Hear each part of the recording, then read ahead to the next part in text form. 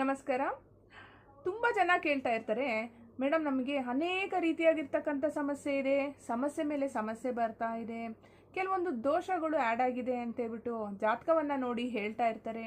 ಮತ್ತು ಗುರುವಿನ ಒಂದು ಆಶೀರ್ವಾದ ನಿಮಗೆ ಇಲ್ಲ ಅಂತ ಹೇಳ್ತಾ ಇರ್ತಾರೆ. ಮತ್ತು ಗುರು ಹಿರಿಯರು ಹಾಕಿದಂತಹ ಶಾಪನೂ ಕೂಡ ನಿಮ್ಮ ಫ್ಯಾಮಿಲಿನಲ್ಲಿದೆ ಅಂತ ಹೇಳ್ತಾ ಇರ್ತಾರೆ. ಹೀಗೆ ಹಲವಾರು ಜನ ಹಲವಾರು ರೀತಿಯಾಗಿ ತಮ್ಮ ತಮ್ಮ ಸಮಸ್ಯೆಗಳ ಬಗ್ಗೆ ಹೇಳ್ತಾ ಇರ್ತಾರೆ. ಒಂದೊಂದು ಸಮಸ್ಯೆಗೆ ಒಂದೊಂದು ರೀತಿಯಾಗಿರ್ತಕ್ಕಂಥ ರೆಮಿಡಿಯನ್ನು ಮಾಡೋದಕ್ಕೆ ಆಗ್ತಾ ಇರೋದಿಲ್ಲ.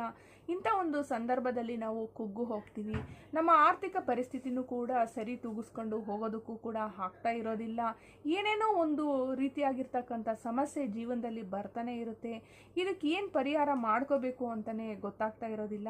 ಏನಾದರೂ ಪರಿಹಾರ ಇದ್ರೆ ತಿಳಿಸ್ಕೊಡಿ ಅಂತೇಳಿ ಒಬ್ಬರು ಕೇಳಿದರು.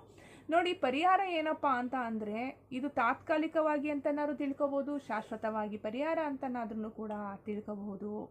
ನಮ್ಮ ಗೋ ಮಾತೆನಲ್ಲೇ ಇದೆ ಅಂತಹ ಒಂದು ಒಳ್ಳೆಯ ಪರಿಹಾರ. ನೋಡಿ, ಎಲ್ಲ ಕಡೆನೂ ಕೂಡ ಹಸು ಇದ್ದೇ ಇರುತ್ತೆ. ಹಸುವಿನ ಒಂದು ಸ್ಥಳಕ್ಕೆ ಹೋಗಿ ಅಥವಾ ಹಸುಗಳು ಓಡಾಡುವಂತಹ ಒಂದು ಜಾಗವನ್ನು ನೋಡ್ಕೊಳ್ಳಿ. ಅದಾದಮೇಲೆ ಆ ಹಸುವಿಗೆ ರೆಗ್ಯುಲರ್ ಆಗಿ ಪ್ರತಿ ಶುಕ್ರವಾರ ನೀವು ಅಕ್ಕಿ ಬೆಲ್ಲವನ್ನು ಕೊಡ್ತಾ ಬನ್ನಿ.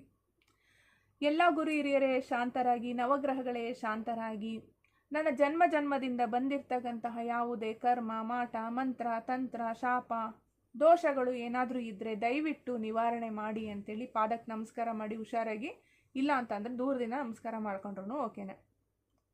ಈ ಅಕ್ಕಿ ಬೆಲ್ಲವನ್ನು ಪ್ರತಿ ಶುಕ್ರವಾರನೂ ರೆಗ್ಯುಲರ್ ಆಗಿ ಕೊಡ್ತಾ ಬನ್ನಿ. ನಿಮ್ಮ ಜೀವನದಲ್ಲಿ ಇರ್ತಕ್ಕಂಥ ಸಮಸ್ಯೆಗಳಿಗೆ ಪರಿಹಾರನೂ ಸಿಗ್ತಾ ಹೋಗುತ್ತೆ. ಯಾವುದಕ್ಕೆ ಯಾವ ಪರಿಹಾರ, ಏನು ಮಾಡಬೇಕು, ಎಷ್ಟೆಲ್ಲ ನೀವು ಓದಾಡ್ತಾ ಇರ್ತೀರಲ್ಲ, ಈ ಹಸುವಿಗೆ ನಾವು ಅಕ್ಕಿ ಮತ್ತು ಬೆಲ್ಲವನ್ನು ತಿನ್ನಿಸೋದ್ರಿಂದ ಆಟೋಮೆಟಿಕ್ಕಾಗಿ ಪರಿಹಾರವನ್ನು ಸೂಚಿಸ್ತಾ ಹೋಗುತ್ತೆ.